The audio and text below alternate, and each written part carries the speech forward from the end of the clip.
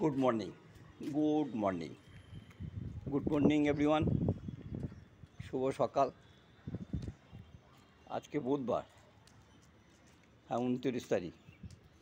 এই যে এসে গেছে, এই দেখুন এসে গেছে, এই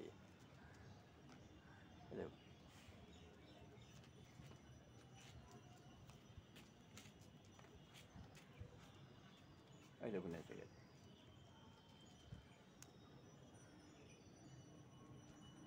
ও আমি এলেই ও সঙ্গে সঙ্গে এসে যাবে, আমি এলেই ও সঙ্গে সঙ্গে ওকে পাবেন। এই দেখুন আমি এই দেখুন ওই ঘুরে বেড়াবে, এই যে। আর ও আছে বলেই আমার সময়টা কাটে, বুঝেছেন? হ্যাঁ, কারণ ওরা অবলাজি বড় কথা বলতে পারে না, তাই একটু সঙ্গ দেই। ওরা আমরা যদি ওদের সঙ্গ না দেয়, কে ওদের সঙ্গে দেবে? আর ও খুব কথা বোঝে, ওর সঙ্গে যা কিছু বলি না কেন খুব বোঝে, এত সুন্দর বোঝে না যে আপনি চিন্তা করতে পারবেন না, একটা মানুষও বোঝে না, ও সেইভাবে বোঝে। যাই হোক, শুভ সকাল বন্ধুরা।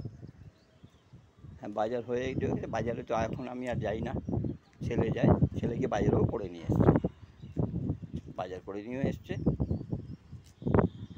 তাই একটু ওপরে এসে আমি আপনাদের সঙ্গে একটু সময় কাটাতে এলাম। তাই বলি বন্ধুরা, কি জানেন তো, এই বয়সটা হচ্ছে এত বাজে, মানে এত খারাপ। হ্যাঁ, কোনো কাজ নেই, কম্ম নেই, নিজের মতন করে যদি নিজে যারা থাকতে পারবে তারা ভালো থাকবে, এছাড়া থাকা অসম্ভব।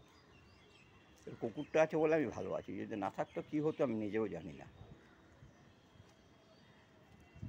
আমি তো অনেক দিনই বলেছি যে আমার 2021 সালে করোনার সময় যখন লকডাউন, তখন আমার কী হয়েছিল। ওই দেখুন প্লেন যাচ্ছে, ওই যে ওই দেখুন, ওই প্লেন চলেছে। এই দমদম এয়ারপোর্টের পাশে, এই তো ক্যান্টনমেন্ট এয়ারপোর্টের থেকে 1.5 কিলোমিটার, ম্যাক্সিমাম 2 কিলোমিটারও হবে না। হ্যাঁ, যাই হোক, এখান থেকে আগে প্লেন ওঠাটা দেখাতো, কিন্তু এখন এদিকে এত উঁচু উঁচু বাড়ি হয়ে গেছে। হ্যাঁ, এইসব বাড়ির জন্য আর ফ্ল্যাট সব ওদেরও পরিবর্তন করে দিয়েছে,